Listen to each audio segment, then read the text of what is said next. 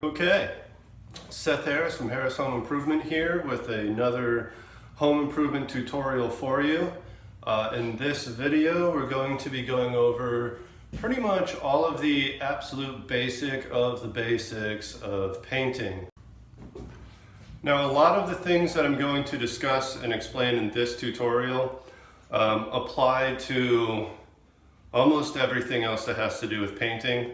So whatever I cover in this video, I'm not going to cover in other videos in order so that I'm not being redundant and wasting my time or your time, okay? These videos are for you to learn how to paint like a high quality professional, okay?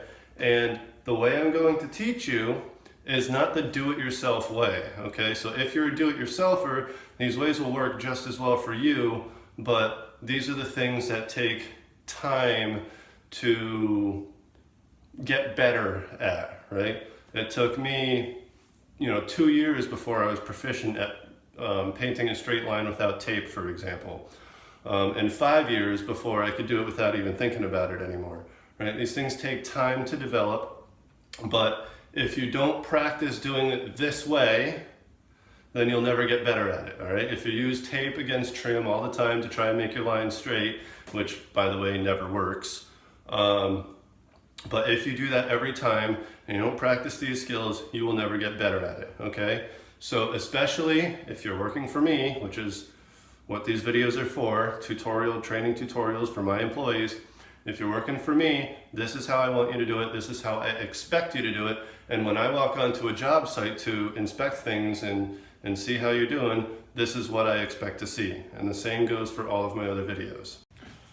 Okay, when it comes to shaking paint, the first thing you want to do before you even start shaking it is make sure that your lid is fully secured. I can't count how many times I have walked in onto a job site and either seen somebody or even done it myself when I was less experienced, just grabbed a can of paint, started shaking it, and paint went everywhere, okay? Whether it was on a carpet, a hardwood floor, or a subfloor, thank God. But regardless, always make sure the lid is fully secured before you start shaking your paint. Now, tilt this down a bit. One thing I never, ever, ever want to see is somebody shaking paint like this. Okay, that's a big no-no, okay? Even if the lid is fully secured, if you're shaking it vigorously like that from the handle, this lid is liable to pop off and paint is going to spill all over the place, okay? Including on yourself. I never want to see that. It's just, I can't express this enough. Just don't ever do that, all right? To shake a can of paint properly, you're going to hold one hand on the lid and the other hand on the bottom, and you're just going to vigorously shake it back and forth like this. It's kind of a workout. You got to do it for a little while,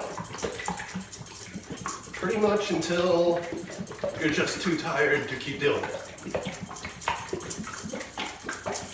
All right, now your paint is nice and shaken. Of course, this paint was just shaken at the paint store last night anyway, so it didn't have to be shaken, but you get the point. That's how you properly shake a can of paint. Okay, so now it's time to pour the paint that I just mixed up. To open the paint can, all you need is a 5-in-1 like this. Get a little bit closer so you can see it. Okay. This edge here, the flat side as opposed to the sharp side, the flat side is specifically designed for opening a paint can. And just get it under the lip of the lid and rotate it to lift that lid off, okay? Real easy peasy. All right, and then to pour the paint, that's obviously pretty straightforward, but what you want to have is enough paint in your cut bucket to go about halfway up your brush, okay? Which is approximately 1.5 to 2 inches, right? And then before you stick your brush in the paint, you're just gonna clean off this excess. Push that paint back into the paint can.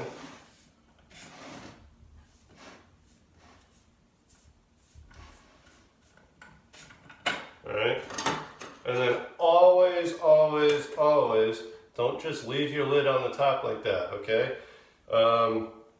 Especially if you're working with other people and you leave the lid on top like this, somebody's going to come behind you, pick up that can of paint and start shaking it like an idiot, the way I didn't show them how to do it, or showed them how not to do it, and they're going to spill paint all over the place immediately, okay? So always push your paint can back on, but, I mean, I have a subfloor here, so this doesn't matter, but never hammer it back in with the hammer side of your 5-in-1, okay? Never do that, because what's going to happen is you're going to splatter paint from this edge that you just got paint on all over, okay? And then you're going to have to clean it up, which takes more time, all right? So instead of doing that, you're just going to use the palm of your hand and push it back down, all right? And yeah, you get a little paint on your hands when you do that, but you know what? You're a painter, it's going to happen, okay? So always keep that lid closed, nice and tight and secure. Even when you're working alone, that's important because, you know, accidents happen. You know, maybe you're going to be walking around with a ladder and accidentally hit the paint can and knock it over, and then you got a paint spill on your hands that you have to clean up. So even when working alone, make sure that lid is always secure when you're not pouring paint, okay? So the next thing is you want to get your brush primed. And all you're going to do in that case is just put your brush right down into your cut bucket and push those bristles into the bottom of the paint bucket, and then just swirl your paintbrush around, okay? What that's going to do is it's going to get all that paint right up and into those bristles so that you have a nice thick amount of paint inside your bristles, and then just clean off the excess, okay? Really simple. Alright?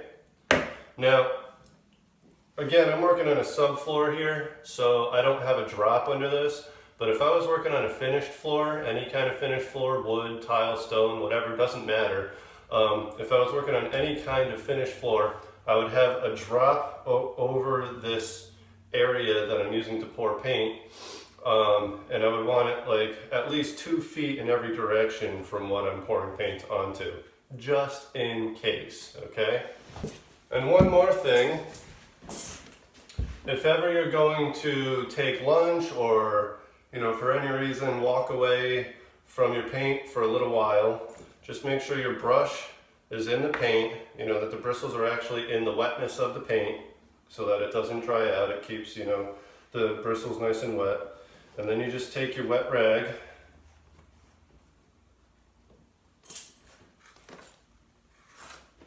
and drape it right over the top. This prevents your paint from evaporating and from creating a skin on the top, so that when you come back it's still nice and fresh, ready for you to use. And there, now you can actually see. Okay, so let's actually get into some painting techniques here. Again, these are the basic techniques you'll be using on any wall. The trim has already been painted. On that note, in any circumstance that you can where you're painting both walls and trim, you want to paint the trim first because it's easier to cut your line straight against your trim than it is to cut your trim straight against your wall, okay? Now, typically, when I paint walls, I start on the top, and I usually start in a corner and then work my way around. But before I show you how to do a corner, I want to show you the basic idea of painting straight against the ceiling, which will be the same technique that you use to paint straight against the trim. Okay? So I've developed it into a 4-step process, right? Application, drawing, fading or feathering, whichever term you prefer, and then finish strokes, okay? Every single step is extremely important to obtaining a high quality finish result. Now, while it's 4 steps, it could take, you know, as many as 6 and possibly more actual strokes than that to finish. So allow me to show you. First, I'm just going to clean all this excess paint off my brush, get myself ready to get started. I'm going to want only about an inch of paint on my brush, and I'm going to push it into the bristles. I'm not going to slap it against the walls of the cut bucket, because if you slap it, then paint splatters, and then you have to clean it up. So I'm just going to gently push against the walls of my cut bucket to push it into the bristles, and that pushes the paint into the bristles and prevents it from dripping off the brush, right? Which allows you to drag a little bit farther than you otherwise would if you simply just dipped it and slapped it on the wall, okay? When the paint is in your bristles, you can drag it farther and you can get a higher quality result, all right? So, first is application, right? So you're gonna, about half an inch away from the surface that you're cutting against, in this case the ceiling, you wanna start about half an inch away, right? Apply it till you start to feel that drag, and then turn your brush and come back the opposite way. And then as you get towards the end, you're going to start drawing it right up into the ceiling.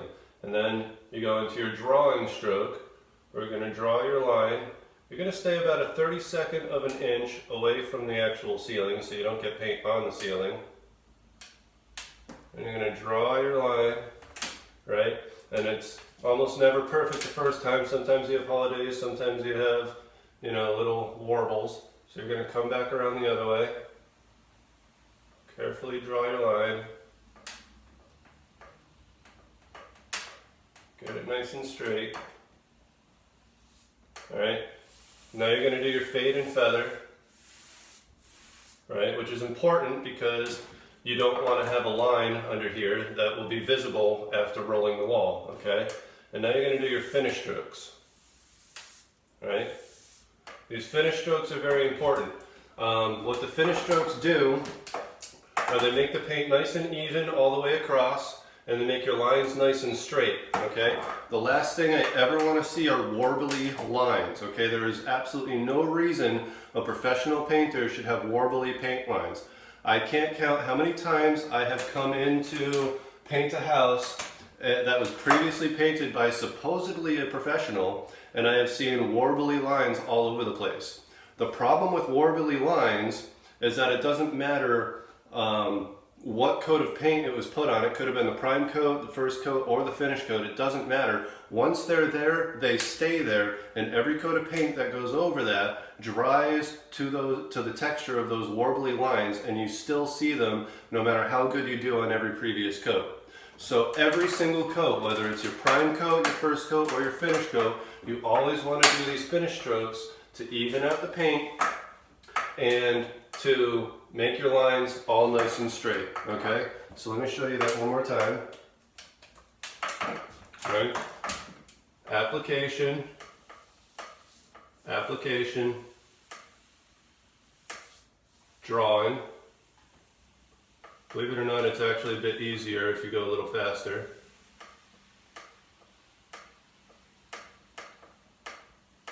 Right? Fade or feather, whichever you prefer. And then finish strokes, always back into your work. Right? If you're at a corner, you go away from a corner, and then you always go back into your work. Right? Because that way, you don't get a line here from where your brush starts. If I put my brush here and went that way, you get a line here from where the brush started, and that'll dry like that, and you'll always see it, okay? Even if you put a second coat over it. Second coat might make it disappear a little bit, but if you get up close and personal, you're still gonna see it, all right? So always back into your work. That way it feathers into your previous work, and then it always just looks like one long painting stroke all the way across, which looks much more aesthetically pleasing. Now, when you have a small area like this above a door, like if this was a 10-foot ceiling, we'd probably roll up here, but this being such a small space with only an 8-foot ceiling, in a case like this, you're going to go right ahead and paint right over this trim. And you can't see the top of this trim unless you actually get up here and look. So don't, worry if you end up getting paint, wall paint on the top of the trim. That's perfectly okay. Unless you're like painting a door at the bottom of a staircase and you can see the top of the trim at the top of the staircase, then you want to make sure you have a perfectly straight line against your trim. You don't want to get any paint on the top of the trim. In a case like this though, you're not going to see it, so you don't have to worry about it, right? Finish strokes. Okay, and then while I'm here, most of the time what I'll do, since I go around the top first, I get everything that I need to reach with the ladder. That way I don't need the ladder for anything else. So I'm going to come down this trim, application, application, work my way right in, draw the line. Okay, I did pretty good with that first stroke, so I don't have to draw it again in the opposite direction. Fade it out, finish strokes. Alright, and then always, always, always have your horizontal overlap your vertical.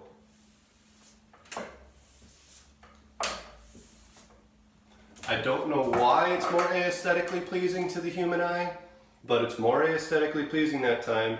Every single instance, you want your horizontal to overlap your vertical, okay? That goes for such things as light switches and outlets as well. All right, so while I'm talking about that, let's go straight into that. All right.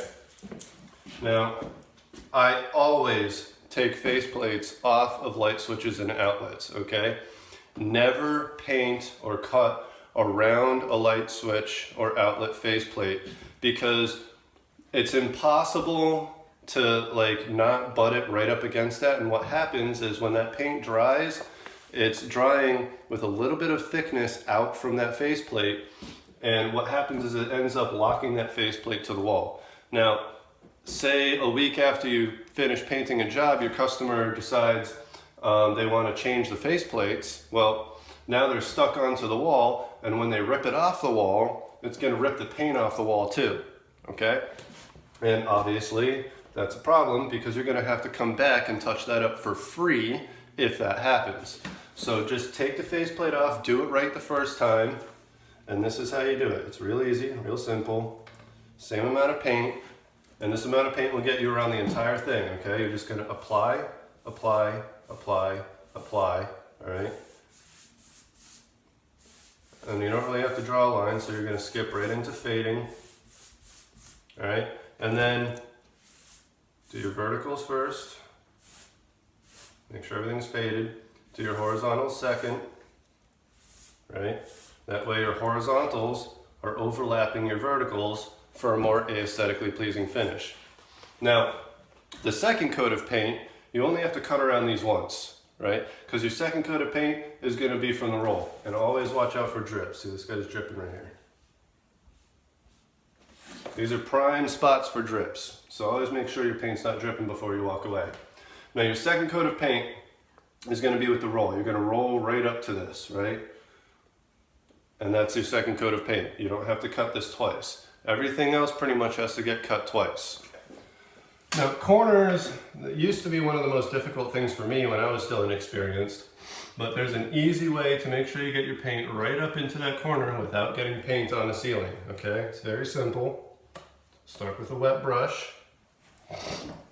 and you're going to put the butt, right? This is the butt of the brush. This is the tip of the brush, right? You want to make sure you're using an angled brush, right? A 3-inch angled brush. By the way, a 3-inch angled brush is going to be the most common paintbrush you use in the world of professional painting. If I see you using a 2-inch brush for something that you should be using a 3-inch brush for, we're going to have a problem, okay? A 3-inch brush is going to be your best friend. If you're not that skilled in using one now, get better at it, because it's going to save you time, which is going to make you more money, and it's going to get a higher quality finish result for you. Now, what you're going to do for a corner here is you're going to start by putting the butt of your brush right up in that corner, right, before touching the tip to the wall, and then you're going to rotate the brush into that tip, and then push that tip into that corner, and then just draw down, okay? Now you have your paint in the absolute hardest place to get it without getting paint on the ceiling. And then you're going to go back, you're going to do the same thing at about a 45-degree angle to that corner against the wall. You're going to put the butt of your brush up, you're going to rotate that tip into the corner, and then you're going to slowly draw out your line just a little bit. Okay? And then you're going to do the same thing on the other side, 45-degree angle. Start with the butt, rotate your tip into that corner, slowly draw out your line, just a little bit. Okay, and then you're going to finish this off, apply the paint down this corner. Okay, fade out your work.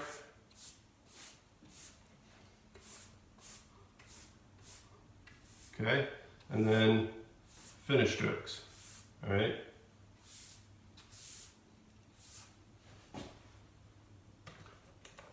And then while I'm here, I'm quickly going to paint down this corner with a flat brush. Paint down this corner with a flat brush. Make sure my finish strokes go back up into my work. Fade it out. Fade it out.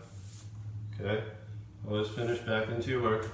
Corners can often be an easy place to get drips if you're not careful. Sometimes you just need to do a vertical stroke right into that corner to take off any excess paint so it doesn't drip on you.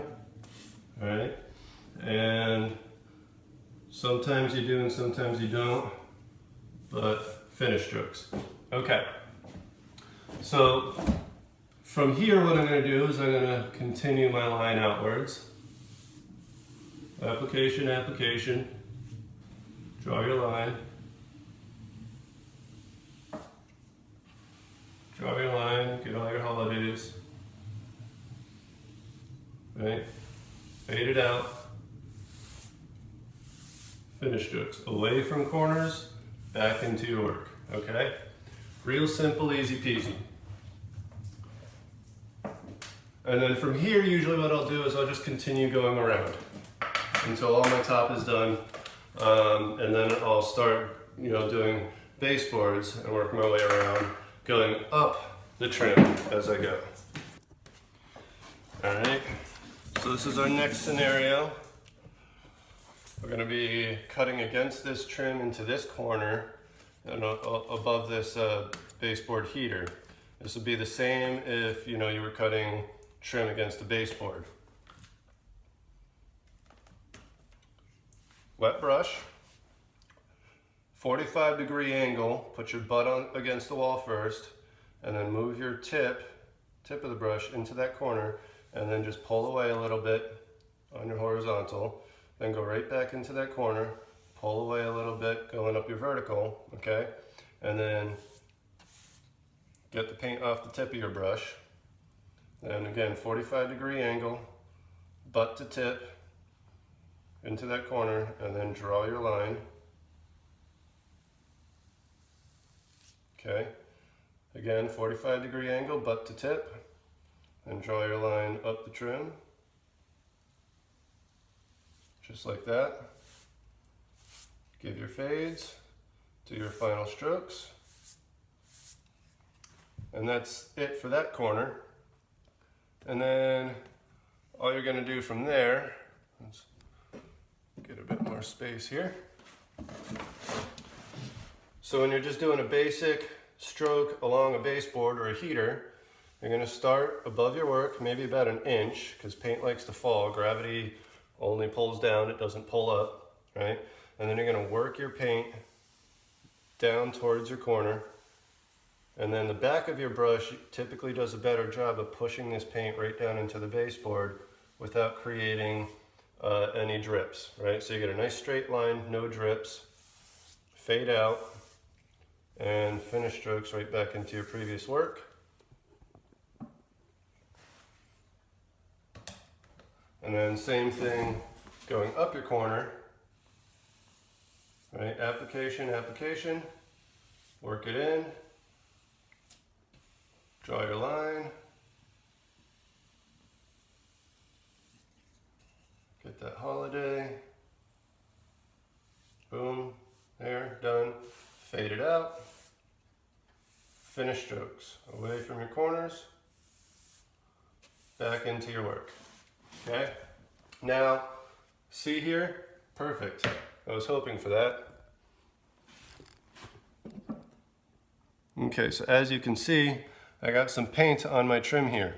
So this is a perfect opportunity to show you how to clean that off. So you take your 5-in-1 and you see how one side is a beveled edge and the other side is a flat edge. You want to make sure you're using your flat edge. All right, so you're going to wrap your 5-in-1 around your wet rag, making sure that you know where your flat edge is. And then you're going to take your flat edge and you're just going to put it right up against the trim here, right? And work your way down. And you usually never get it all on the first try. Okay? And that's how you get a professional straight line of paint without using tape. And again, tape will never give you a perfectly straight line. It'll never give you a perfectly straight line. What happens with tape, when you use that, you put that over the trim first, what happens is the paint bleeds under the paint and leaves this little jagged edge going up your trim that has to be touched up. Okay, so that's why, as a professional, you don't use tape unless it becomes absolutely necessary. There are very few circumstances where painter's tape actually becomes absolutely necessary, okay? In most cases, you're just gonna draw your line nice and straight, and if you accidentally get paint on your trim, you're just gonna clean it off with your painter's rag and 5-in-1, okay? So, I have a little bit of a holiday down here that didn't quite get hit. I don't know if you can see it, but it's right here. And so I'm just going to, what I'm going to do, because I already got all my paint there, so I don't necessarily want to put a full swath of paint on there again. So I'm going to use a dry brush technique, right, where I clean all the paint off of my brush. And then I'm just going to, right above that area, I'm just going to go right in and boom, holiday's gone, okay? And then one more time, just finish stroke that out, away from your corners, back into your work, and that's it, you're done, okay? You have a nice straight line, and you're good to go. So the next situation that I can cover in this area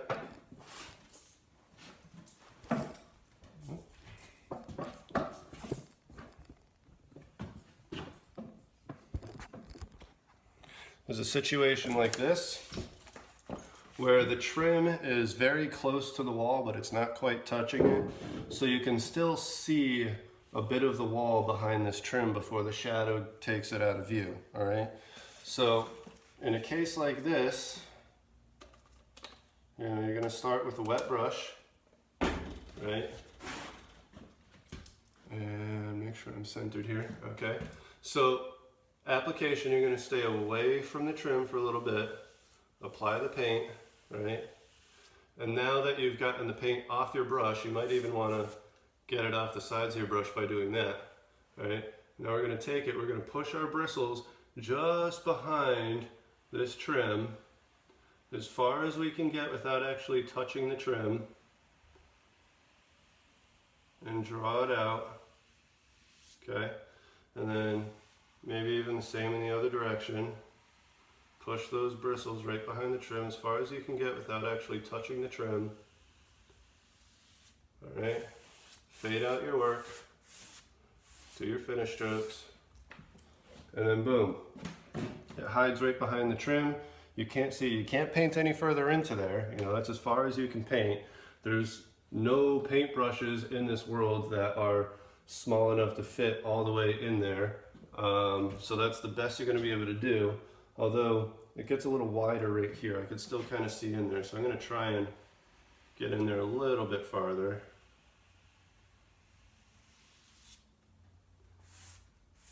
Finish stroke, check it out. And I got a little bit of paint on that trim. So again, take my painter's rag, my 5-in-1, and just kind of slip it in there. Clean that paint off.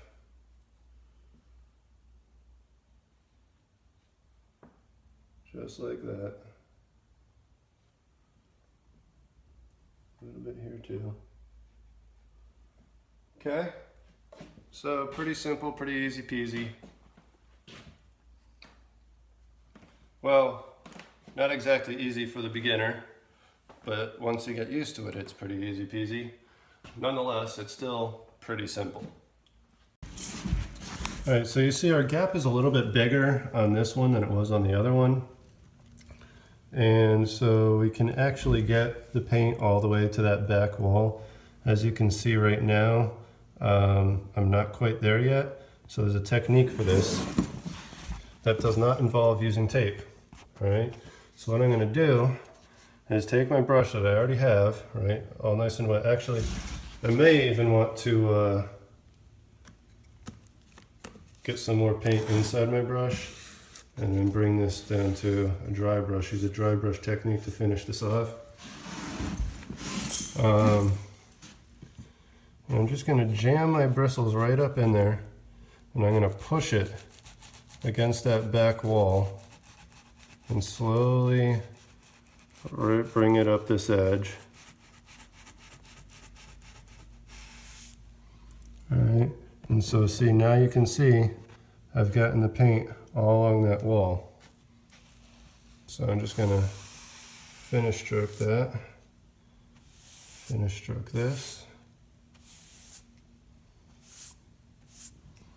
All right, and there, nice and beautiful, all the way to the wall, right in the corner. I did get, minor amounts of paint against that, but nothing your finger wrapped around a wet rag can't take care of. You don't have to worry about getting all the way in there. You just have to make sure you can't see it on the face, because obviously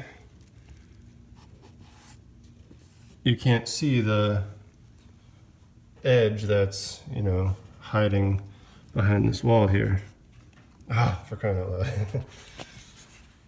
Gotta make sure that you use a clean part of the rag. Otherwise, you just spread the mess. All right, there we go. Ah, no, there's still a little bit down here. Get off of there, please. Okay, there. Nice and clean trim, paint's on the wall, paint's in the corner. We're good. This skill will come in handy from time to time, this particular move here. Now, see, basically, I'm having trouble getting into these little nooks and crannies right there. So what I'm going to do is I'm going to kind of push on my brush a little bit like this as I slide along. And that helps move the paint down in there. And that particular move will be covered again in a later video on more complex painting situations. But for now, that's a technique that you can use to get into tough areas. Alright, so here's an opportunity to teach you another thing. This is an pretty old paintbrush. I've had this paintbrush for about a year now, perhaps even longer. And what happens over time is, the bristles get worn out. They start pulling away. See, I got these bristles here that are really starting to pull away like that. So grab yourself a razor blade, just peel back the hairs that need to come out, trying to leave the good ones in place. they typically tend to be wrapped around each other, so this one's giving me a hard time. But just take your razor blade after peeling that back and cut. Push a good bristle back in. Let's see.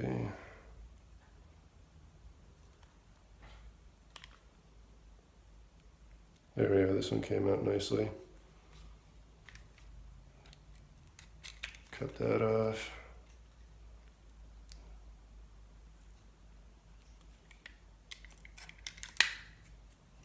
Right, because if you have bristles that are fraying on you, it's likely to affect the quality of your work.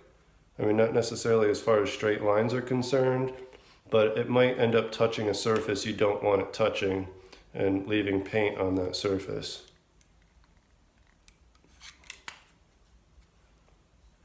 So this is just proper brush maintenance 101. I have others that are fraying, but they're fraying like into the brush, so I'm not too concerned about that. I just really wanted to get these guys off of this side because they were fraying like out like that, and I was afraid I was going to get paint on the ceiling because of that. So a little bit about brush maintenance there.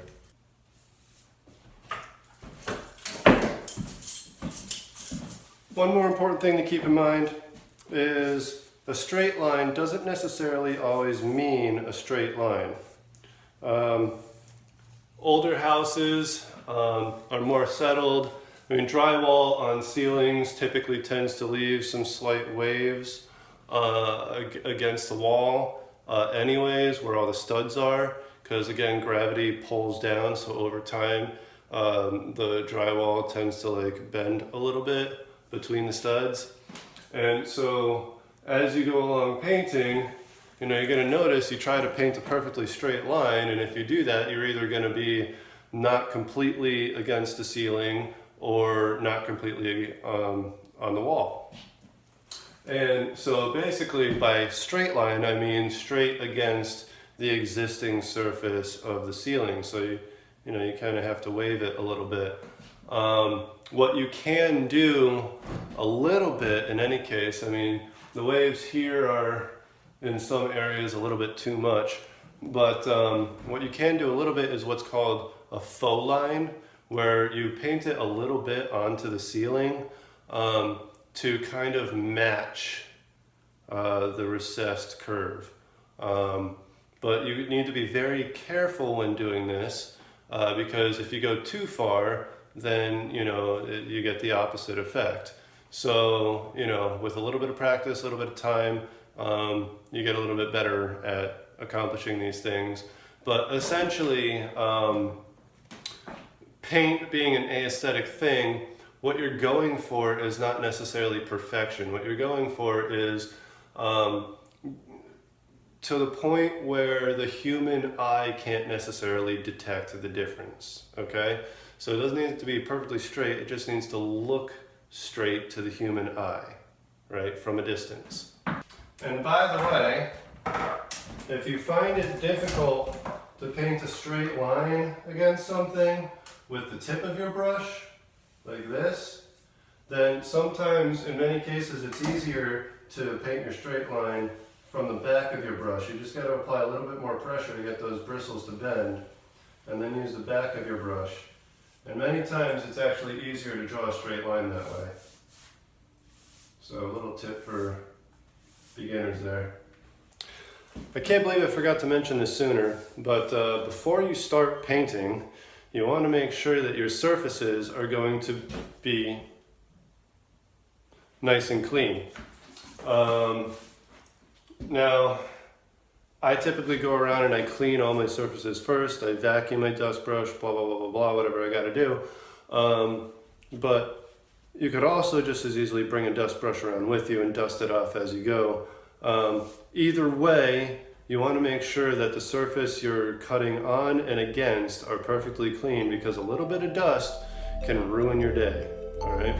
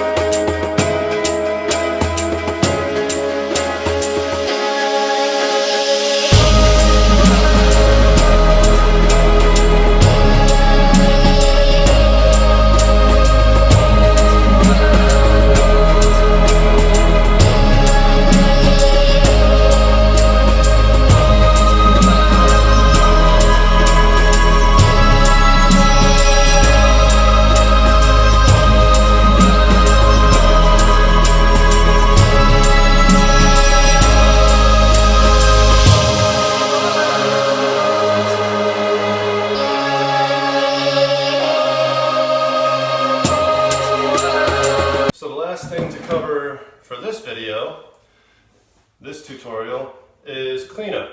All right, how to clean your bucket and how to clean your brush, okay?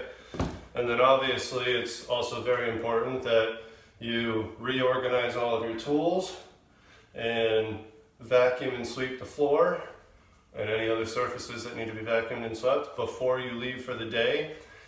Part of being a high quality professional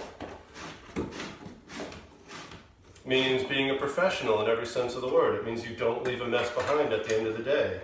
Okay? I mean, if you have to stay a little bit longer to make that happen because you had to stay a little bit longer to finish what you were doing, then so be it. It's, you know, it comes with the territory, okay? High quality professionals do not leave a mess behind at the end of the day, and it will not be tolerated in this company. Okay, so, moving along from that. Cleaning out your cut bucket. Again, if this was a finished floor, I'd be doing this over a drop. So, basically, you're just gonna pour your paint back into the bucket, and you're gonna use your paintbrush to scrape out all the thick stuff remaining. Obviously, you don't just want to pour out what will pour out and then leave a thick amount of paint in your bucket. Number one, because that paint can do a lot of work, and it costs a lot of money, so you don't want to just waste it like that. And number two, you want to have a nice clean cut bucket to start off with later on if you end up having to paint again in this color. I use bucket liners, so my bucket doesn't end up getting dirty, and I can switch out different colors. But I still clean my liners out, at least with my paintbrush. Like, I'm not going to rinse my liner out. That would be ridiculous, because, you know, a liner is meant to get thrown away anyways. But I will clean as much of this paint as I can out of this bucket using my brush. Alright, so now as you can see, there is no heaviness of paint left in here. It's all just whatever's caked onto the side. Alright, and then again, always make sure you secure the lid before walking away, nice and tight, by hand, not with a hammer, so it doesn't splatter. Alright, so now let's go clean the brush. Okay, now every situation is going to be different. You can use a kitchen sink, you can use a bathroom sink if it's large enough and usable enough. Slop sinks are the best thing to use. Otherwise, a bathroom tub like this is the next best thing. And if customers don't want you cleaning brushes in their house at all, which sometimes might happen, then you take it outside and you use some 5-gallon buckets, which is a bit of a different process. So I'll show that later during some exterior videos, which is where we typically use 5-gallon buckets to clean things out of. But in this case, I'll be using the bathroom tub because there is no kitchen sink here, because, you know, what I'm working in right now, you saw that was the kitchen. There's no cabinets, no sink, no nothing. It's being completely remodeled. So this is what I have to work with. Number one thing to keep, to make sure that you do is to always use cold water. Okay, so switch that right over to cold. Never use hot water. Yes, hot water melts the paint and cleans it off the brush more easily. What a lot of people don't know is that it also melts the bristles a little bit, and then when the bristles dry, they all want to fray outwards and away from the brush, okay? So never clean a brush with hot water, always use cold water. Alright,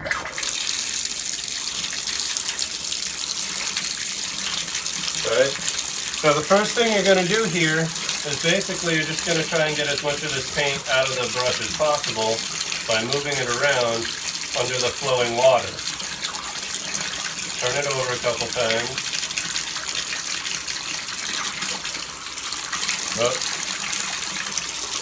water's getting warm on me, so I want to wait until it goes back to being cold. Alright, there we go.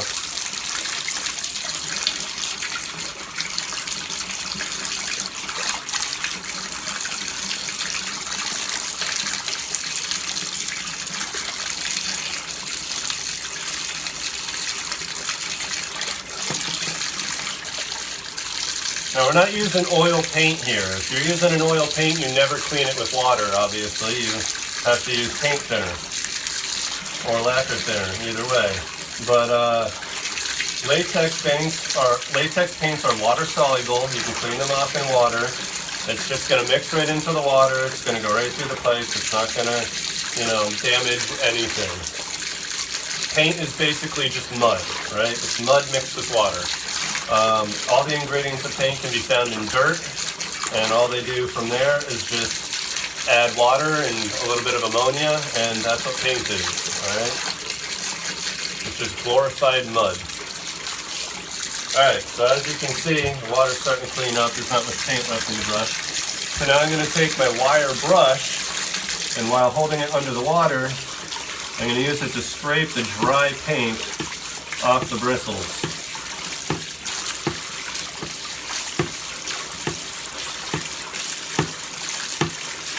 You see how there's dry paint on there?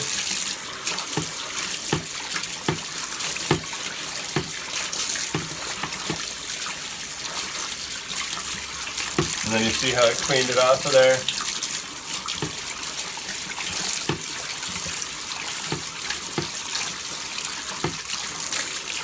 Alright, and I'm going to stick it in the water. If I was using a slop sink, I would just put it right under here, but with this drainage in my way, I'm just going to stick it into the thick of the water here.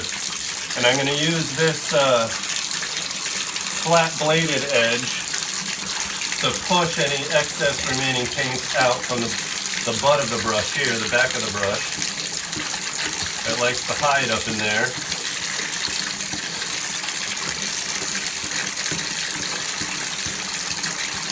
This is also going to help clear away any remaining dry paint.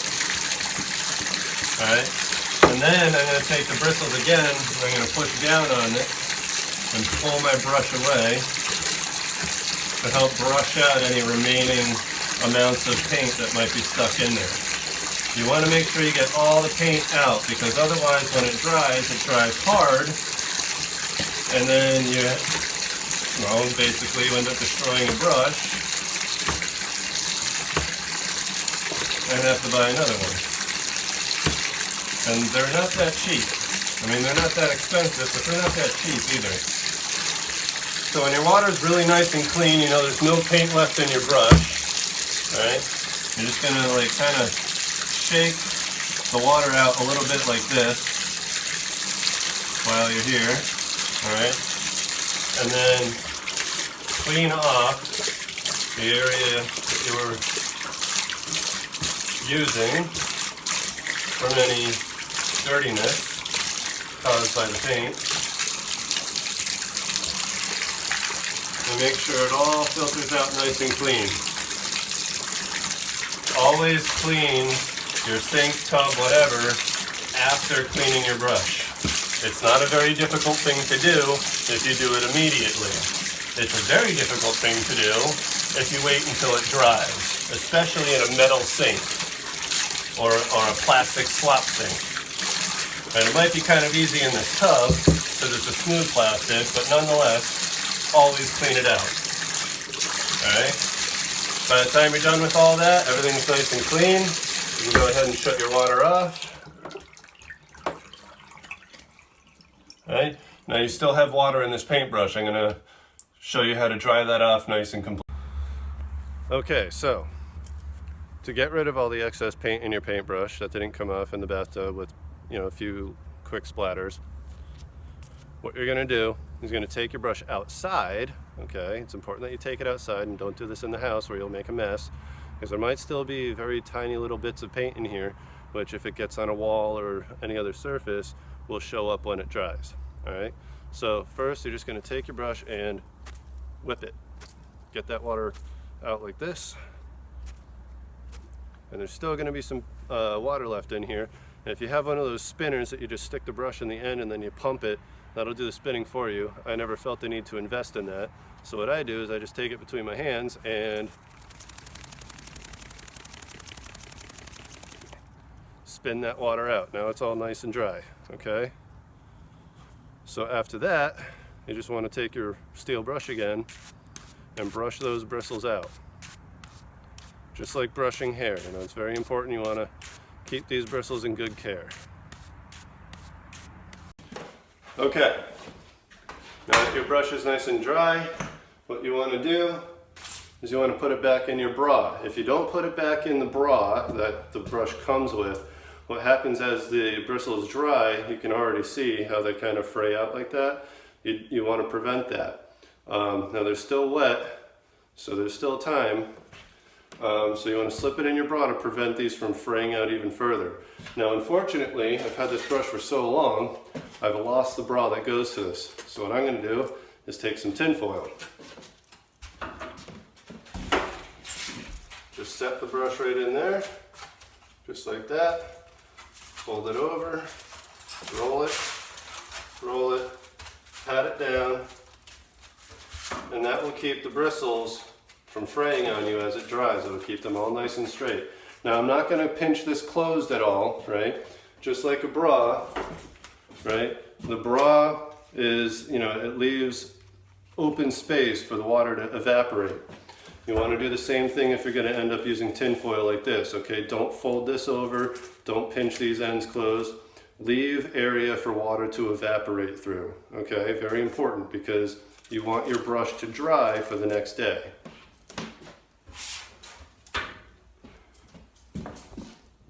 And so that's all the basics. There's really nothing else to know. Just make sure you do these things and you'll always achieve a high quality result. You'll always have a happy customer and you'll always have a happy contractor.